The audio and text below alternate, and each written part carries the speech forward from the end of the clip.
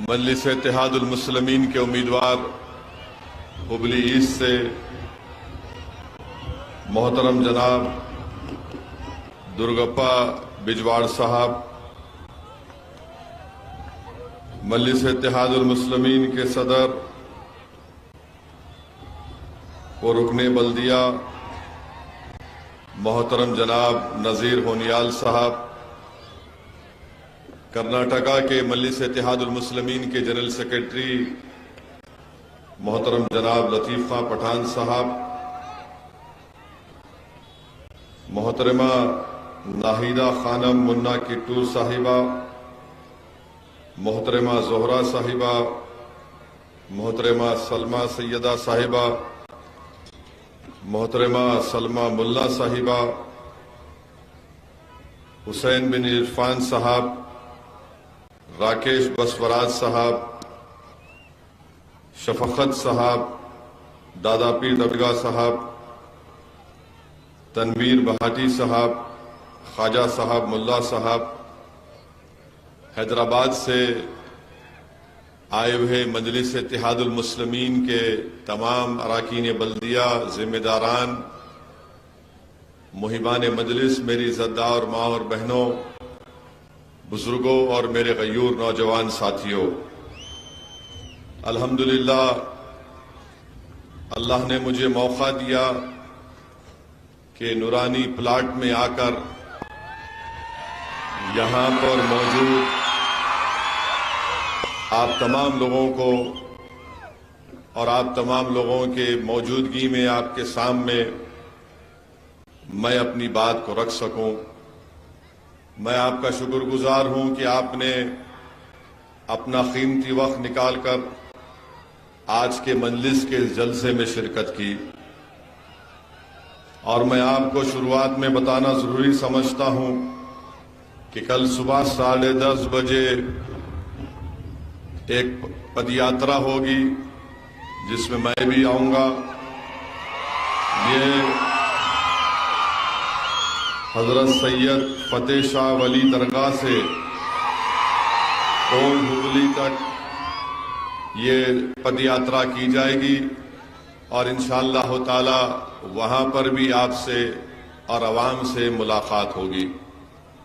मेरे अजीज दोस्तों और बुजुर्गों, मेरी इज़्ज़तदार माँ और बहनों, मेरे गयूर नौजवान साथियों, मैं आपके दरमियान में दोबारा आया हूं आपसे अपील करने के लिए कि 10 तारीख के दिन आप मुत्तहिदा तौर पर अपने एक वोट का इस्तेमाल मजलिस इत्तेहादुल मुस्लिमीन के उम्मीदवार जनाब दुर्गप्पा बिजवाड़ साहब के हक में इस्तेमाल करें।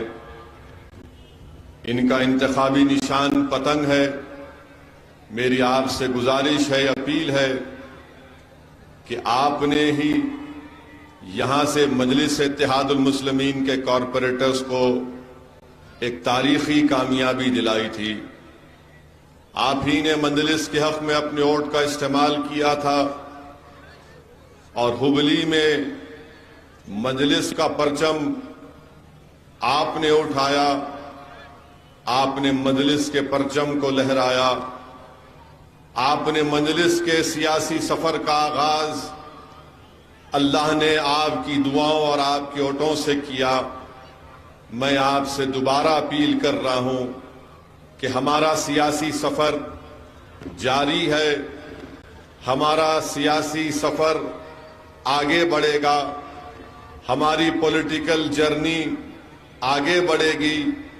और मेरी आपसे गुजारिश है कि जिस तरह आपने मुत्तहिद होकर यहां पर मजलिस के कॉरपोरेटर्स को कामयाब किया, अगर आप 10 तारीख के दिन एक शीशा पिला हुई दीवार की तरह एक हो जाएंगे और अपना एक वोट का सही इस्तेमाल करेंगे मजलिस के पतंग के निशान पर, तो मैं आपसे वादा कर रहा हूं कि इंशाअल्लाह ताला मजलिस के उम्मीदवार दुर्गप्पा बिजवाड़ इंशाअल्लाह ताला यहां से आपका नया MLA बनकर कर्नाटका की विधानसभा में जाकर हुबली ईस्ट की जनता यहां के गरीबों और मजलूमों की आवाज बनेगा। तो मेरी आपसे गुजारिश है कि एक अच्छा फैसला लीजिए और 10 तारीख के दिन तमाम लोग अपने वोट का इस्तेमाल करिए। मैं हमारे नौजवानों से अपील कर रहा हूं कि आप सुबह की नमाज अपने मस्जिद में अदा करिए और नमाज फजर के बाद अल्लाह से दुआ करिए कि अल्लाह आज तो हमारे इत्तेहाद को कामयाब कर दे। अल्लाह से दुआ करिए कि अल्लाह आज उन ताकतों को शिकस्त दे दे जो हमारे वजूद को इस मुल्क से, इस रियासत से मिटाना चाहती हैं। अल्लाह से दुआ करिए कि परवरदिगार हुबली में हमको एक ऐसा एमएलए दीजिए मजलिस का जो तमाम गरीबों और मजलूमों की आवाज बनेगा।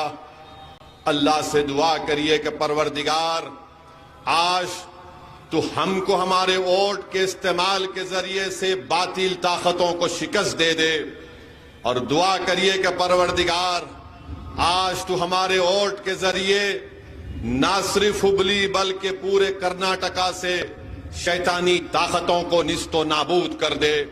ये दुआ करके मेरे नौजवानों, आप पोलिंग बूथ को जाएंगे, अपने वोट का इस्तेमाल करेंगे, फिर अपने घर के जिम्मेदारों को आप लेकर जाएंगे, बुजुर्गों को लेकर जाएंगे, अपने घर की इज्जतदार खवातीन को साथ लेकर जाकर उनके वोट का इस्तेमाल करेंगे। अगर आपका एक एक वोट सही इस्तेमाल होगा तो मुझे यकीन है कि इंशाअल्लाह ताला यहां से हमारे उम्मीदवार दुर्गप्पा बिजवाड़ नए एमएलए बनेंगे। और मैं नूरानी प्लाट के इलाके में खड़े होकर हुबली ईस्ट की जनता को एक पैगाम दे रहा हूं, आपसे वादा कर रहा हूं कि जो कुछ थोड़ी बहुत सियासी बसीरत अल्लाह ने अपने फजल और करम से और नबी करीम सल्लल्लाहु अलैहि वसल्लम के सदक़े तुफैल में मुझे दी है, अगर कर्नाटका में कोएलिशन गवर्नमेंट बनेगी और आप दुर्गप्पा बिजवाड़ को अपना एमएलए बनाएंगे, मैं आपसे वादा कर रहा हूं कि हम दुर्गप्पा बिजवाड़ को एक सेक्युलर गवर्नमेंट का मिनिस्टर बनाएंगे इंशाअल्लाह ताला। तो ये सिर्फ दुर्गप्पा बिजवाड़ को एमएलए बनाने की भी के लिए भी कोशिश करना है।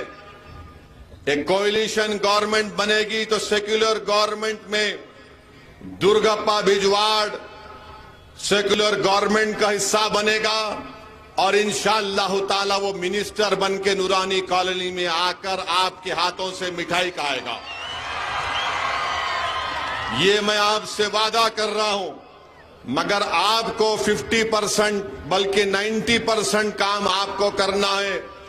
10% काम मेरा यह है कि मैं इनकी कामयाबी के बाद आकर आपके हाथ से मैं भी एक लड्डू खाऊंगा, इनको भी एक लड्डू खिला दूंगा।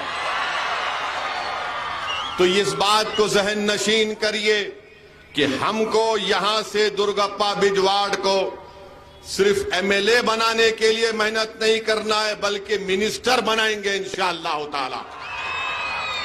और अगर कोई ये समझ रहा है कि असदुद्दीन ओवैसी एक नई बात करके जा रहा है, मेरे अजीज दोस्तों और बुजुर्गों, मैं जिंदगी में ऊंचे ख्वाब देखता हूं और मेरा मानना यह है कि इंसान अगर ऊंचा और बड़े ख्वाब को देखता है तो उसको पूरा करने की मेहनत करनी चाहिए। मेरे ख्वाब सिर्फ इतना नहीं है कि मैं यहां से अपने कारपोरेटर को जिता दिया और खामोश हो जाऊंगा। मेरा ख्वाब यह है कि अगर आपके दिलों में मजलिस की मोहब्बत अल्लाह पैदा करेगा और आप मुत्तहिद होंगे और यहां से अपने एमएलए को कामयाब करेंगे, तो हम सिर्फ एमएलए की कामयाबी पर खुशी मनाकर इत्मीनान की सांस नहीं लेंगे, बल्कि कहेंगे कि अब हमारी मंजिल दूसरी भी है। तो मेरे अजीज दोस्तों और बुजुर्गों, ये मेरी जिंदगी का मकसद एक ही रहा है कि मैं किस तरह जो वक्त अल्लाह ने हम तमाम को इस दुनिया में दिया है, हम उसको कैसे अच्छी तरीके से इस्तेमाल करें, गरीबों को मजबूत बनाने के लिए, कमजोरों को ताकतवर बनाने के लिए, जो मजलूम है उसको जालिम से छुटकारा दिलाने के लिए, ताकि सियासत में आपकी एक आवाज हो, ताकि सियासत में आपकी एक लीडरशिप हो, ताकि सियासत में आपको आपका जायज मुकाम मिले। ये उसी वक्त होगा, मेरी जज्बाती तकारीर या मेरे तकरीर के अल्फाज से नहीं होगा। ये जब आप अपनी सोच को बदलेंगे, जब आप इस बात को समझेंगे कि मैं अपने मुकद्दर के फैसले कर सकता हूं, मैं बेहतर जानता हूं कि मेरे लिए क्या करना है। अगर आज आप में वो सोच पैदा हो जाएगी तो यकीन जानिए, जो आज हम ख्वाब देख रहे हैं उन ख्वाबों को पूरा करेंगे। और मैं बताना चाह रहा हूं, जो असदुद्दीन ओवैसी पर इल्जाम लगाते हैं, तुम मेरी सियासी जिंदगी को नहीं जानते। जब मैं बरतानिया से कानून की और बारेट लॉ की डिग्री लेकर वापस आया तो मैं अपनी पार्टी का एक ही एमएलए था। मैं एक ही एमएलए था अपने पार्टी का। उस वक्त भी लोग मजलिस की मुखालिफत में ताने मारते थे कि ये लंदन से पढ़ लिख कर आया है, ये तकरीर बराबर नहीं कर सकता, ये एक एमएलए क्या करेगा। मगर अल्लाह का हमेशा फजल और करम रहा, सदका है नबी करीम सल्लल्लाहु अलैहि वसल्लम का, दुआ है अहले दिल की और दुआ है मेरे मरहूम वालिद की और मेरी माँ की कि मैं जुस्तजू किया, मेहनत किया। एक एमएलए था उस वक्त के आंध्र प्रदेश की 280 या 90 की असेंबली थी। अल्लाह ने मुझे बोलने का सलीका, मैं अकेला होकर 5 साल तेलुगु देशम की नाक में दम करके रख दिया था। और वो लोग बोलते थे कि कौन है ये जो अकेला खड़े होकर ये काम करता है। फिर अल्लाह ने मजलिस पर करम किया, 1 से 4 हुए और 4 से 7 हुए। एक एमपी था, अल्लाह ने 2 कर दिए। अब हुबली में कारपोरेटर है, मुझे यकीन है कि आप यहां से एमएलए बनाएंगे, आप बनाएंगे अपना एमएलए इंशाअल्लाह ताला। आप दुर्गप्पा बिजवाड़ को अपना एमएलए बनाएंगे? जोर से बोलो, आप अपना एमएलए बनाएंगे? आप पतंग के निशान पर बटन दबाएंगे? मेरी मां और बहनें, आप भी हाथ उठाकर बोलो कि आप मजलिस का साथ देंगे। मेरे अजीज दोस्तों और बुजुर्गों, ये हमारा सियासी सफर रहा है। मगर आज हुबली ईस्ट को आपके दरमियान में आया हूं तो मैं कोई चमन में चलकर नहीं आया हूं, मैं कोई पार्क में चलकर नहीं आया हूं। मुझे भी तकालीफ और मसाइब और मुश्किलात के रास्तों से गुजरना पड़ा मेरे मजलिस के रुफ़क़ाओं के साथ। हमने भी बातिल ताकतों का मुकाबला किया हैदराबाद की सरजमीन पर। हमने भी उन ताकतों से मुकाबला किया जो हमारे इत्तेहाद को पारा पारा करना चाहते थे। हमने भी इल्जामात के तूफानों का मुकाबला किया। हमने भी अपनी आंखों से तारीख और जब सालार ने कसम खाई तो जो इल्जाम लगाने वाले थे अल्लाह ने उनको गुमनाम कर दिया। आज जो मुझ पर इल्जाम लगाने वाले, सुनो, मैं जेल को 1 मर्तबा नहीं गया, कई मर्तबा जेल को गया हूं। मैं हुकूमतों का दामाद बन के रहा हूं जेल में, याद रखो। मैं कोई यहां से कोई प्लेन से या चलकर नहीं आया हूं। मैं 50 दिन जेल में रहा। 1998 का पूरा फुटबॉल का वर्ल्ड कप जेल में देखा मैं। चंद्राबाबू नायडू मुख्यमंत्री थे, बोलते थे ओवैसी बाहर नहीं निकलना चाहिए। मैंने कहा तुम कहीं पर भी रखो, हम अल्हम्दुलिल्लाह रब्बिल आलमीन बोलने वाले हैं। तुमने जेल में रखा, हमने कहा अल्लाह तेरा फैसला है, कबूल है। जेल में 50 दिन हमको रखे और अल्हम्दुलिल्लाह जब बेल हुई तो बेल का कंडीशन ये लगाया गया कि ओवैसी भाषण नहीं देगा। मैंने कहा कोई बात नहीं, कब तक मेरी जबान को रोकेंगे। जेल से निकला तो 1 साल के बाद चंद्राबाबू नायडू ने, तेलुगु देशम की हुकूमत ने हैदराबाद में, मैं एमएलए था, पुलिस के जरिए मुझे मारा और पीटा। पुलिस टास्क फोर्स के जरिए एक जुलूस जा रहा था और घरों में घुसकर दंगाई लोग नाथूराम गोडसे की नाजायज औलाद मासूम लोगों के घरों में तोड़म फाड़ी कर रहे थे, तो वहां की हमारी मां और बहनों ने मुझे फोन करके बताया है कि ओवैसी जल्दी आओ, हमारे घर पे हमला हो रहा है, हमारी बच्चियों पर मारा जा रहा है। मैं दौड़ता हुआ गया, मुझे गिरफ्तार कर लिया गया। पुलिस को ऑर्डर नायडू दिया था कि ओवैसी को खत्म कर दो, मुझे गिरफ्तार करके मुझे इतना मारा लटाओं से। मेरे साथ हमारा एक साथी यूनुस था, उसके पैर पर गोली मारी गई, मुझसे सर्विस रिवॉल्वर से 2 गोलियां चलाई गई, मेरे सर पर 18 टाके लगे, पूरी पीठ और जिस्म पुलिस की लाठियों से लहूलुहान हो गई, मगर मेरे हौसले में कमी नहीं आई। जब मैं अस्पताल में तड़प रहा था तो मेरे वालिद की अल्लाह मग़फ़रत करे, उन्होंने मुझसे आकर कहा कि असदुद्दीन हिम्मत नहीं हारना, इस राह में इन्हीं रास्तों से तुमको गुजरना है। मुझे आज भी याद है कि मेरे वालिद मरूम ने मुझसे कहा था कि आज तुमको यह महसूस हो रहा होगा कि रोड पर लिटाकर तुमको मारा गया, तुम्हारी अना को तकलीफ हो रही होगी, मगर मेरे वालिद ने कहा, क्या कहा नौजवानों सुनो, मेरे वालिद ने मुझसे कहा कि इमाम अहमद बिन हंबल की कुर्बानी को याद करो कि उनको बगदाद के बाजारों में पीटा गया था, इमाम आजम अबू हनीफा को जेल में डाला गया था। मेरे वालिद ने कहा कि हिम्मत मत हारो, जो जालिम हुक्मरान तुमसे ये काम किया है अल्लाह उसका जवाब देगा। मेरे हौसले उस वक्त पस्त नहीं हुए, आज कैसे पस्त हो सकते हैं। मैंने पुलिस की लाठियां खाई, अपने जिस्म से खून को बहाया। मजलिस के रुफ़क़ा अगर आज तुम्हारे सामने खड़े हैं तो मोहम्मद गौस की शहादत हमारे सामने है। अरे हम कुर्बानियां देकर आए हैं, हम इन कांग्रेसियों की तरह एयर कंडीशन कमरों में बैठकर या प्लेन से उतरकर सियासत नहीं करते। मेरी गाड़ी पर गोलियां चलाई गई, अल्लाह ने मुझे बचा लिया। सबने कहा कि मत जाओ उत्तर प्रदेश को, मैंने कहा मैं जाऊंगा। और मेरी मां ने मुझसे कहा कि तुम जिंदा हो, तुम कैसे हो? मैंने कहा कि अम्मा अच्छा हूं।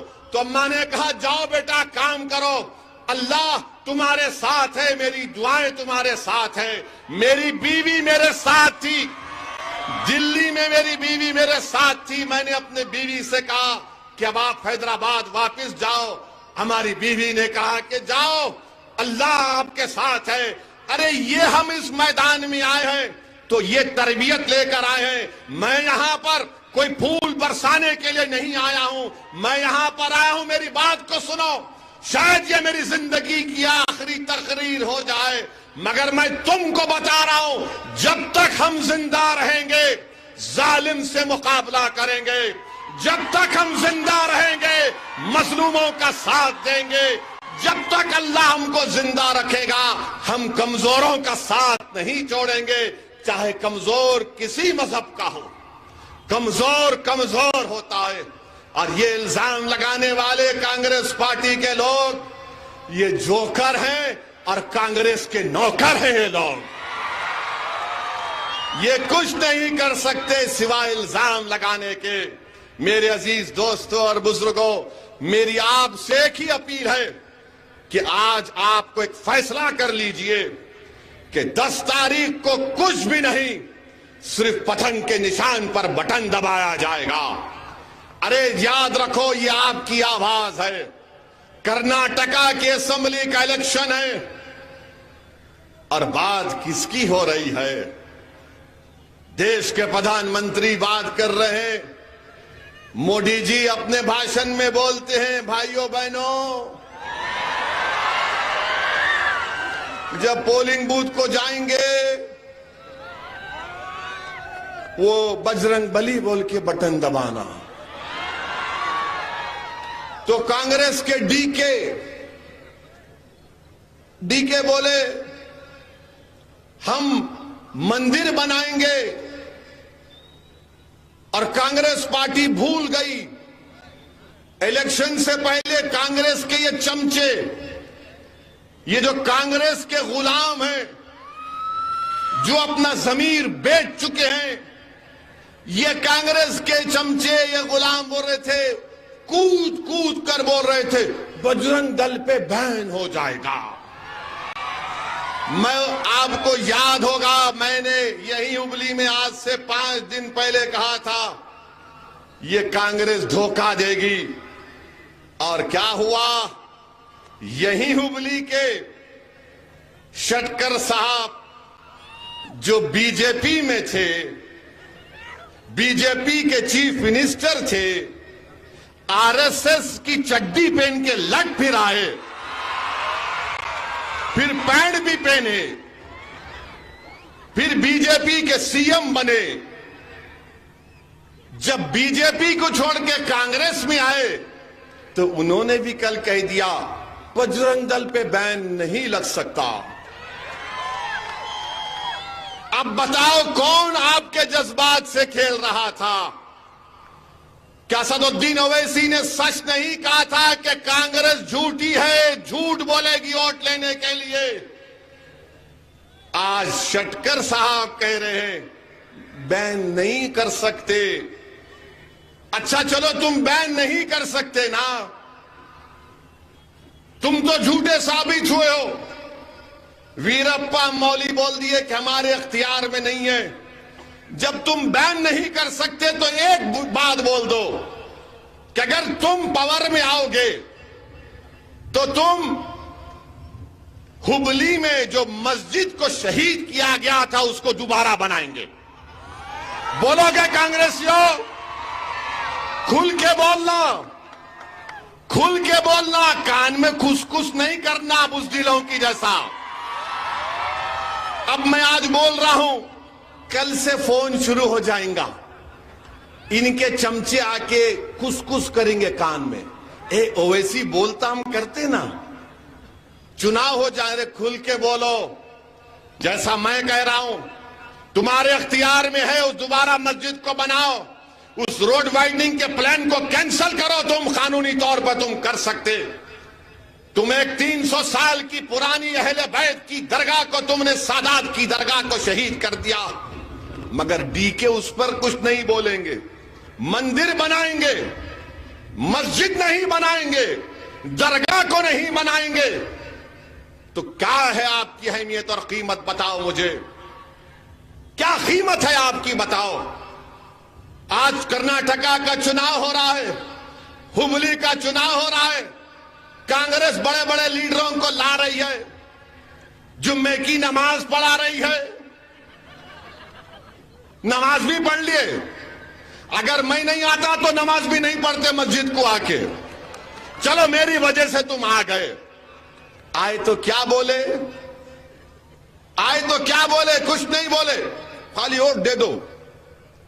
कांग्रेस के लोगों बताओ, आज कर्नाटका का चुनाव है, हिजाब पे बात नहीं होगी।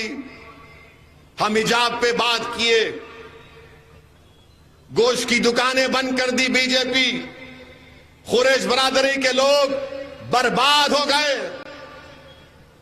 उस पे बात नहीं करते।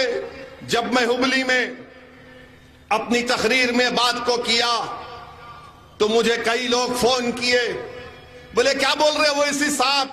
मैंने क्यों, आपको पेट में क्यों दर्द हो रहा? बोले नहीं आप हिजाब की बात किए। मैंने कहा मैंने हिजाब की बात की, क्यों नहीं करूंगा? अंबेडकर के बना हुए संविधान में आर्टिकल 29, याद रखो क्या है आर्टिकल 29। अगर कोई आरएसएस का आदमी बोला है हिजाब, बोले 29 आर्टिकल राइट टू कल्चर। कोई कांग्रेसी बोला तो बोला बैठ आर्टिकल 29। मैं आर्टिकल 29 की बात कर रहा हूं, राइट टू कल्चर। मेरे को बोले क्यों उठाती है बात को? मैं क्यों नहीं उठाऊं? अब क्या मैं तुम्हारे से पूछ के तकरीर करूं? तुम मेरे को लिख के देंगे क्या बोलना?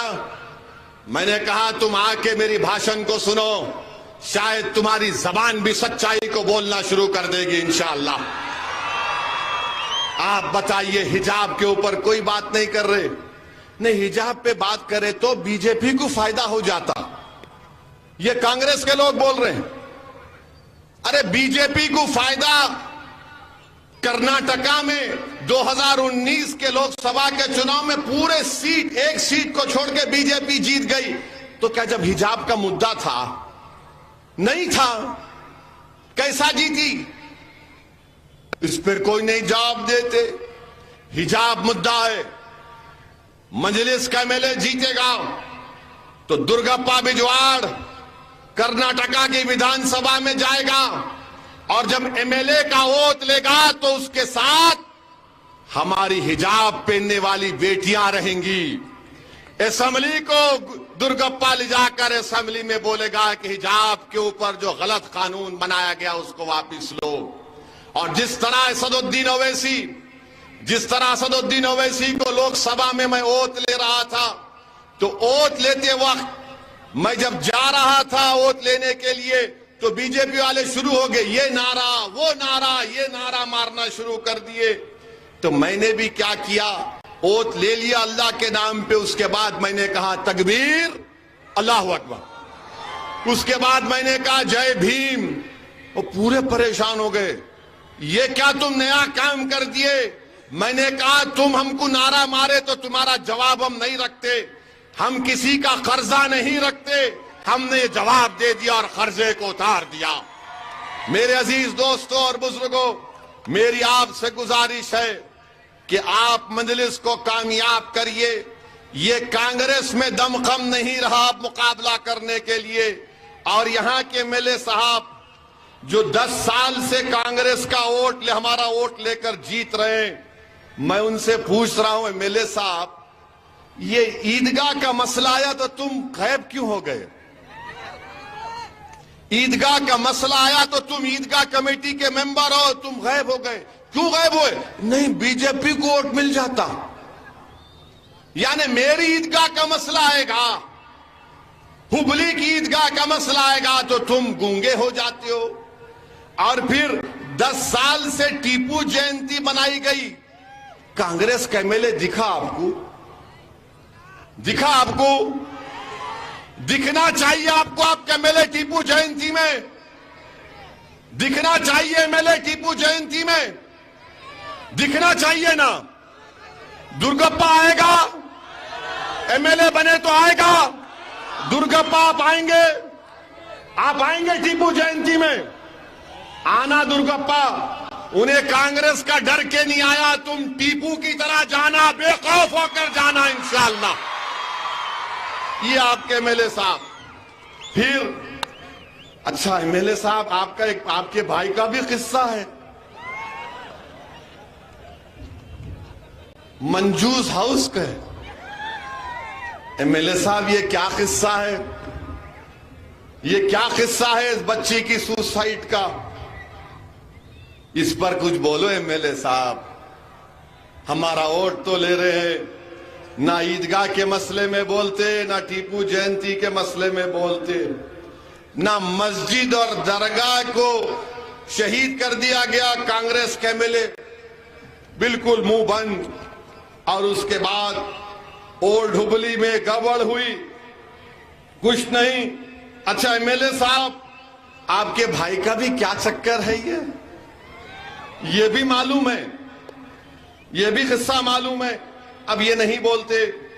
आप बताइए कि 10 साल से मिले हैं, आपने हुबली की जनता के, हिबीस की जनता के लिए क्या किया? रोड वाइडनिंग के नाम पर महमूद शाह कादरी की दरगाह को डिमोलिश कर दिया। हमारे 150 बच्चे जेल में हैं पिछले 14 महीने से। क्या कोई कांग्रेस का लीडर बात कर रहा है इन बच्चों के लिए? 14 महीने से हुबली के बच्चे जेल में हैं।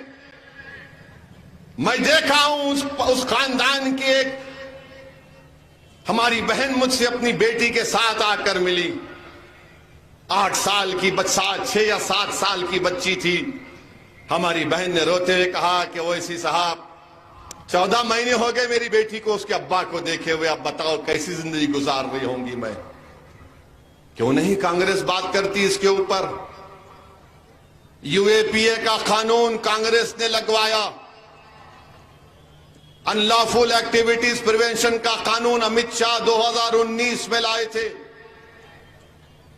आप पार्लियामेंट का रिकॉर्ड उठाकर देखो, बल्कि आज घर को जाएंगे तो यूट्यूब पर डालो Owaisi speech in Lok Sabha on UAP amendment. Congress Amit Shah के साथ उस कानून को और खराब कर दी। मैं अपनी तकरीर में कांग्रेस के एमपी की तरफ से इशारा करके बोला कि अल्लाह तुमको जेल में डालेगा तो तुमको गरीबों की तकलीफ समझ में आएगी। अल्लाह तुमको जेल में सड़ाएगा तो तुमको मालूम होगा कि कैसी तकलीफ गरीबों को उठाना पड़ता। तो पूरे कांग्रेस के लीडर्स खड़े हो गए, एमपी हमको बोल रहे हैं आप। मिला क्यों, तुम क्या दूध के धुले हुए है? अरे तुमको क्या, तुम्हारे पार्टी को बोलते हम। आज आप देखो वो बच्चों की बेल नहीं हो रही है। यूएपीए का सबसे गलत कानून है, सख्त कानून है। पूरी दुनिया में ऐसा कानून नहीं है, न अमेरिका में है, न रशिया में है, न ग्रेट ब्रिटेन में है। अमेरिका के पेट्रियट एक्ट से बदतरीन यूएपीए का कानून है, और उसको कानून लगा दिया गया।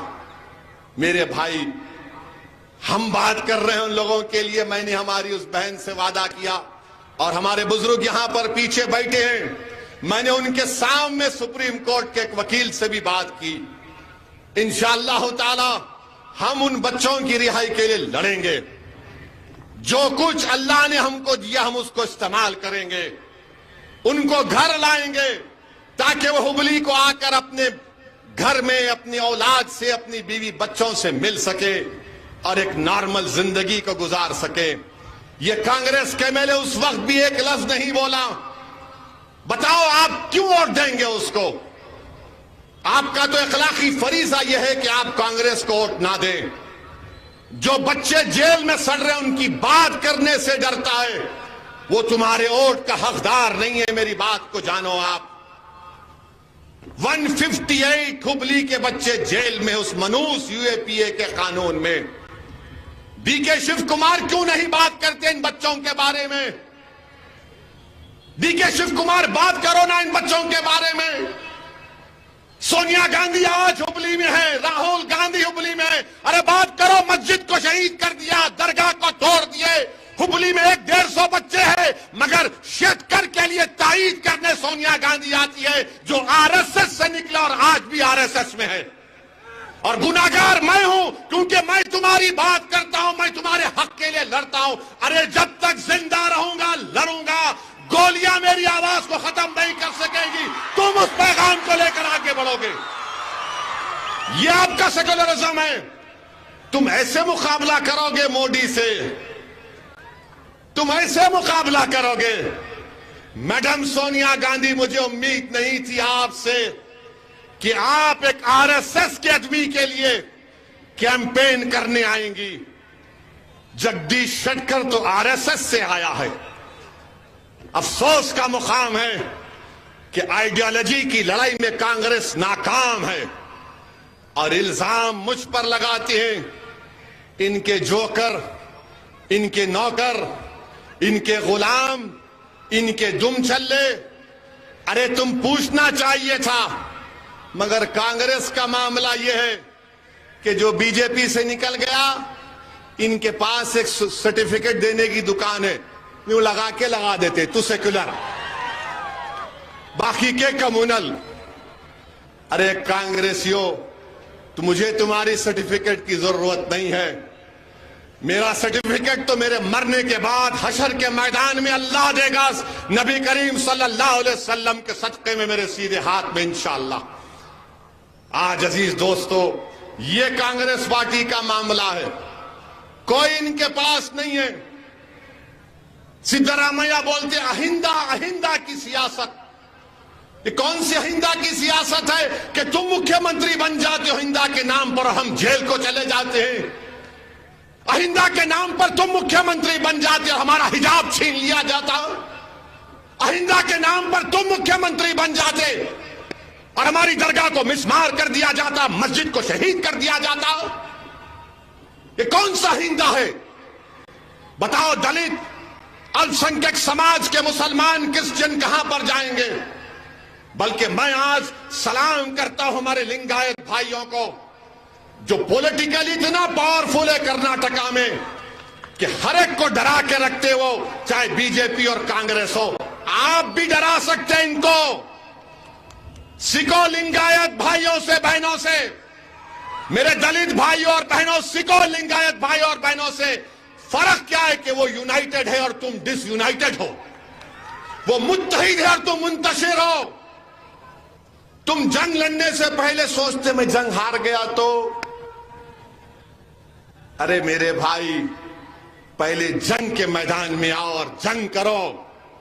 नतीजा ऊपर वाले के हाथ में, तुम्हारे हाथ में लड़ना है, तुम्हारे हाथ में जिद्दोजहद करना है। अगर तुम टीपू का नाम सुन के पुकारते ना, तो टीपू क्या डर गया था अंग्रेजों से? टीपू को मालूम था कि मौत मेरे सामने है, मगर टीपू ने कहा कि बुज़दिलों की जिंदगी नहीं गुजारूंगा, भारत को आजाद कराऊंगा अंग्रेजों से, और मौत को अपने गले लगा लिया ताकि तुमको पैगाम दिया जाए कि दुश्मन ताकतवर है तो मौत के डर से पीछे मत हटो, हक के लिए साथ आगे बढ़ो, कमजोरों के लिए लड़ो, मजलूमों के लिए लड़ो, अपने लिए लड़ो एक मर्तबा। तुमने हमेशा वोट दिया, तुमने वोट हासिल नहीं किया, तुम सिर्फ वोट देने वाले बन गए। तुम एक दूध देने वाली भैंस की तरह बन गए। तुम एक एटीएम की मशीन बन गए कि कांग्रेस वाले आकर पासवर्ड मारते सेकुलरिज्म और तुम वोट डालते रहते।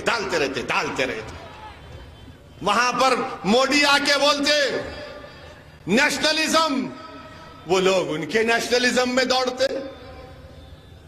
अब बीजेपी को बताना पड़ेगा ये नेशनलिज्म इनका क्या है, कौन सा नेशनलिज्म है। आज हमारे भारत के प्रधानमंत्री, वजीर आजम, मित्रों, श्री मोदी बेंगलुरु में रोड शो किए कुछ 26 किलोमीटर का आप बोलते हैं। आपको मालूम, जब मोदी रोड शो कर रहे थे बेंगलुरु में, मणिपुर में 55 लोगों की मौत हो गई। 55 पीपल हैव डाइड। राजौरी में हमारे 5 सिपाहियों को पाकिस्तान से आतंकवादी आकर उनकी जान ले लिए, मगर मोदी जी बेंगलुरु में क्या है, 55 लोग। सिविल वार हो रही है मणिपुर में, सिविल वार हो रही है, और मोदी जी बोल रहे वो केरला की पिक्चर में ऐसा बताया गया था। मैं पूरे अवाम से बताना चाह रहा हूं, हिटलर को जानते ना, हिटलर को हिटलर ने 70 लाख यहूदियों को मरवाया था। कितने? 70 लाख। और कैसे मरवाया? पहले हिटलर क्या किया मालूम आपको? पहले बोला कि यहूदियों के खिलाफ हेट स्पीच दो यहूदियों के खिलाफ। यहूदी बदमाश, यहूदी जर्मनी के नहीं हैं, यहूदी जर्मनी के बाहर के हैं, यहूदी लव जिहाद करते, यहूदी धर्म परिवर्तन करते। समझ में आ रहा? दिमाग में बात बैठ रही? समझ में आ रहा? वो हिटलर करता था। फिर हिटलर ने क्या किया? पिक्चर बनाया। उसका अंग्रेजी नाम उस पिक्चर का शायद 1940 में इटर्नल जू था। उस पिक्चर के जरिए हिटलर ने जर्मनी के जर्मन्स में यहूदियों के खिलाफ नफरत पैदा कर दी। और उसके बाद क्या हुआ? कत्लेआम हुआ यहूदियों का। मोदी जी, हिटलर ने ऐसा काम किया था। इटर्नल जू एक पिक्चर बनाई थी, उसका जर्मन नाम याद नहीं आ रहा मुझे। फिर वो क्रिस्टलाक का एक वाकया हुआ, राइस्टाग को जला दिया गया। उसके बाद यहूदियों का कत्लेआम हुआ। ये समझो बात को आप भारत के प्राइम मिनिस्टर हैं, 133 करोड़ जनता का प्राइम मिनिस्टर, मगर क्या बोल रहे? पिक्चर के प्रोमोटर बन गए प्राइम मिनिस्टर, एक पिक्चर के डिस्ट्रीब्यूटर बन गए, एक पिक्चर के डायरेक्टर प्रोड्यूसर बन गए मोदी जी। देश के प्रधानमंत्री और आरएसएस से हम कहना चाह रहे हैं, सबक हासिल करो हिटलर से, सबक हासिल करो हिटलर से कि हिटलर ने कैसे यहूदियों को 70 लाख यहूदियों को खत्म कर दिया था, कैसे नफरत पैदा कर दी थी जर्मनी के जर्मनों में कि यहूदी गंदे हैं, गद्दार हैं, झूठे हैं, जर्मनी के नहीं हैं। ये राह पर कहीं वो मुल्क, हमारा मुल्क ना चला जाए। और पिक्चर देखकर लोग बोल रहे अच्छा आईसिस, अरे आईसिस ने जो वीडियो बनाया था, उस आईसिस के वीडियो में मेरी फोटो थी। पूछो गवर्नमेंट ऑफ इंडिया से, उन्होंने वीडियो को निकाला। उस फोटो में आईसिस ने कहा कि असदुद्दीन ओवैसी को खत्म कर देना चाहिए। ये अजीब मामला है, आईसिस मेरे को खत्म करना चाहती और भारत में नाथूराम गोडसे की नाजायज औलाद मेरे पे गोली चलाती। मैं दोनों के दरमियान में फंस गया, यानी मेरा हाल ऐसा हो गया कि फंस गई रजिया गुंडों में, इधर इन्हों भी मारते उधर उन्हों भी गोली चलाते।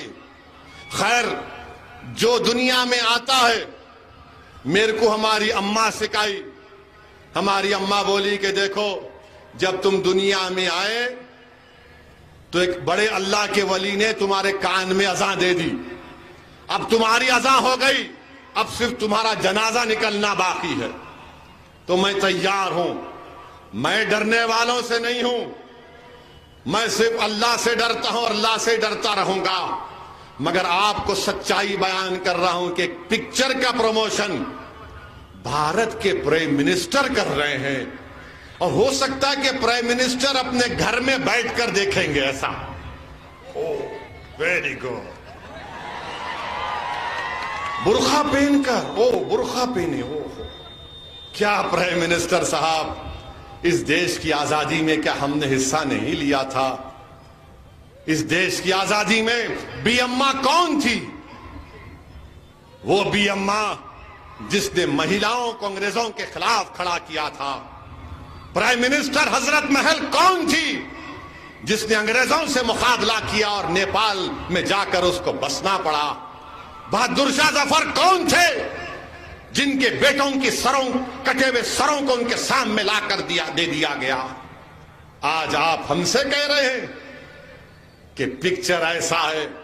भारत के प्रधानमंत्री का ये बात, और फिर बजरंग बली के नाम पे वोट दे के बटन दबाओ। प्राइम मिनिस्टर ऑफ इंडिया, आपने अंबेडकर के बनाए हुए संविधान पर ओथ लिया है। आपको यह कहना चाहिए था कि संविधान के नाम पे वोट दो, संविधान को मजबूत करने के लिए वोट दो, अपने अच्छे नेताओं को बनाओ। मगर प्राइम मिनिस्टर अपने आप को हमेशा एक मखसूस आइडियोलॉजी से अपने आप को करीब दिखाते हैं। दिल्ली में गड़बड़ हुई तो बोले कपड़े देखकर पहचान लो, उत्तर प्रदेश में गए तो बोले कब्रस्तान शमशान की बात प्रधानमंत्री ने की।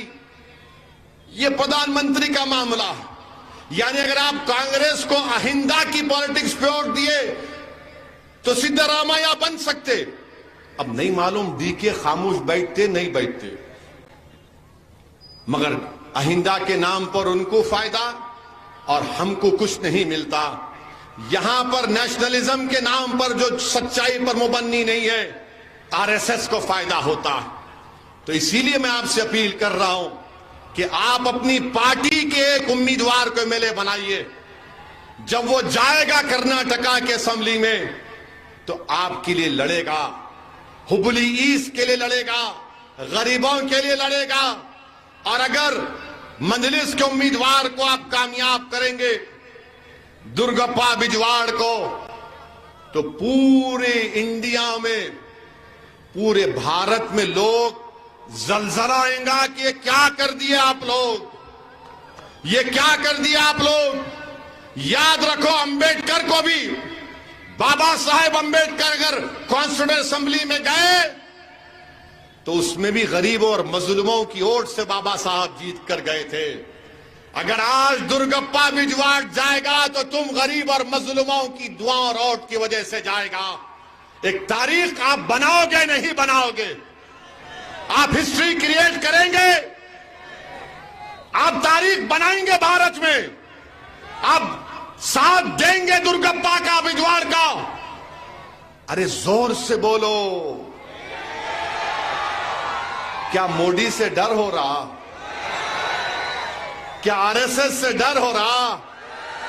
आपको आवाज नहीं निकालेंगे इधर से? अरे जोर से बोलो, पतंग के निशान पे बटन दबेगा, पतंग के निशान पे बटन दबेगा। पूरे हुबली के आसमानों पर कुछ नजर नहीं आएगा, सिवाय आसमानों पर पतंग पतंग पतंग नजर आएगा। आप लोग कामयाब करना आपकी जिम्मेदारी है।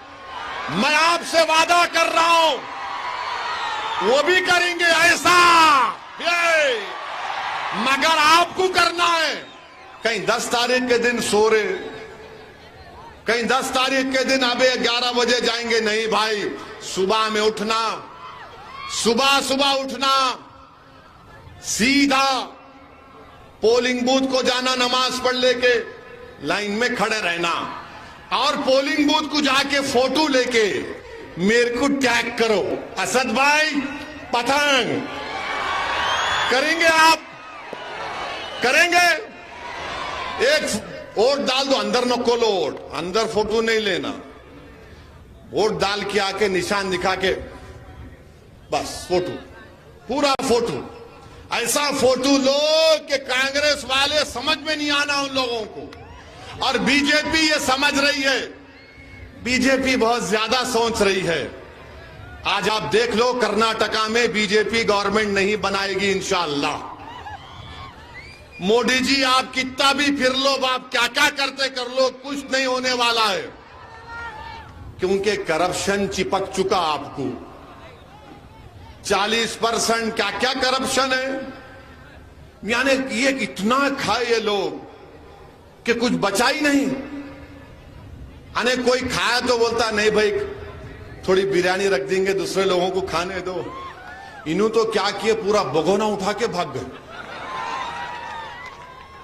पूरा बर्तन उठा के भाग गए। अरे बिरयानी खा लिया, वो मीठा तो छोड़ना था, मीठा भी लेके भाग गए, कुछ भी नहीं बचा। अब क्या बोल रहे, हम नहीं खाए, हम नहीं खाए। अरे तुम क्या बोलना, तुम लोगों को, तुम बचा ही नहीं कुछ। अब कांग्रेस को फिक्र ये है, इन्हों बगोना लेके भाग गए, अपन क्या खाएंगे। मेरे भाई, मेरे अजीज दोस्तों, मेरी आपसे अपील है कि आपकी एक आवाज को पहुंचाओ। मेरे भाई, आपको जरूरत है आपकी आवाज की। आप 10 साल कांग्रेस का साथ दिए, एक मर्तबा मजलिस के एमएलए को बनाइए, और मेरी बात को जहन नशीन कर लो। आप हमारे कैंडिडेट दुर्गप्पा बिजवाड़ का मुकाबला बीजेपी से है। कांग्रेस 3rd पे चले गई, अब कांग्रेस नंबर 3 हो गई। अब मुकाबला एमआईएम में है और बीजेपी में है। अगर आप मुत्तहिदा अपने वोट का इस्तेमाल करेंगे तो बहुत बड़ी मेजॉरिटी से इंशाअल्लाह ताला ये हमारा भाई कामयाब होगा। और ये बहुत तेज आदमी है, इन्हें नरम नहीं है, इन्हों नरम नहीं है, इन्हों सख्त है, इन्हों सख्त है, स्ट्रांग है, सब एतबार से स्ट्रांग है इन्हों। इस वास्ते इनको टिकट दिया मैं। तो क्या होता, कोई जीत भी गया तो अमो अमो वो ऐसा है। मैं इनको पहले बोला, भाई साहब तैयार है ना? बोले हर एतबार से। साहब तुम कैसा बोलते कर तो मैं बोला दुर्गप्पा साहब ज्यादा नको करो, खाली जीतो, जीतने के बाद ये गरीबों के भरोसे को शर्मिंदा होने मत दो। और जब ये कामयाब हो जाएंगे, मैं जिम्मेदारी ले रहा हूं आपकी इंशाअल्लाह ताला। मैं कम से कम 2 महीने में एक मर्तबा यहां पर आऊंगा, नूरानी कॉलोनी को आऊंगा, यहीं बैठेंगे हम और दुर्गप्पा साहब के साथ बिठा के उनको पूछेंगे, भाई ये गरीबों का कितना काम हुआ, क्या क्या पानी का मसला हल हुआ, दिन में रोज पानी आ रहा नहीं आ रहा, ये सब होगा इंशाअल्लाह ताला। मगर शर्त यह है कि आपको अपना एक एक वोट पतंग के निशान पर देना है। यहां पर मुकाबला बीजेपी से है, यहां पर मुकाबला कमजोरों का ताकतवर से है, और मेरी जिंदगी का मकसद ये है कि कमजोरों को ताकतवर बनाया जाए, जो आखिरी लाइन में है उनको सामने की लाइन पर लाया जाए। मुकद्दर के फैसले हम करेंगे, अहिंदा के नाम पर सिद्धरामैया या फिर डीके नहीं सेकुलरिज्म के नाम पर नहीं करेंगे। आपकी आवाज होना चाहिए। मेरे भाई, भारत की पार्लियामेंट में 540 लोकसभा के एमपी हैं। लोग बोलेंगे आपसे कि दुर्गप्पा बिजवाड़ जीत जाएगा तो एक आदमी या 2 आदमी क्या करेगा, तो मैं आपको बता रहा हूं एक आदमी क्या कर सकता है, 2 आदमी क्या कर सकते हैं। भारत की पार्लियामेंट में 540 एमपी हैं। अगर मैं और इम्तियाज जलील 5 मिनट के लिए तकरीर स्पीच देते तो बीजेपी के 300 एमपी खड़े होकर बोलते बैठ बैठ बैठ बैठ, और हम अपनी बात करते रहते, उनकी परवाह नहीं करते, उनको हिला के रख देते। ट्रिपल तलाक का मसला आया, कांग्रेस बीजेपी ने देख लिया कि कौन दीवाना खड़ा होकर 5 मिनट में धज्जियां उड़ा दिया ट्रिपल तलाक के कानून की। CAA का कानून लाया मोदी ने, तो मैंने बीजेपी के 300 एमपियों के सामने कहा, मोदी मैं इस काले कानून को नहीं मानता, उसको फाड़ के फेंक दिया। ये मिजाज पैदा करना पड़ेगा। तुम जब तक आवाज नहीं उठाओगे कोई तुम्हारी सुनने वाला नहीं है। जब बच्चा रोता ना तो तभी अम्मा दूध पिलाती, बच्चा रोए तो अम्मा दूध पिलाती ना। मैं तुमको रोने के लिए नहीं कह रहा हूं, नूरानी कॉलोनी के लोगों, मैं तुमको रोने के लिए नहीं कह रहा हूं। जिसने तुमको 10 साल रुलाया, तुम 10 तारीख को उसको 10,000 मर्तबा रुलाओ।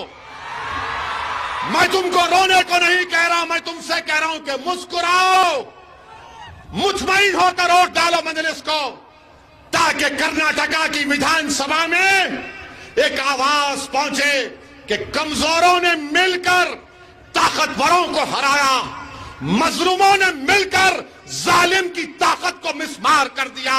क्या 10 तारीख के दिन पतंग के निशान पर बटन दबेगा? बटन दबेगा, पतंग पर बटन दबेगा। तो लगाओ मेरे साथ नारा, MIM पार्टी जिंदाबाद।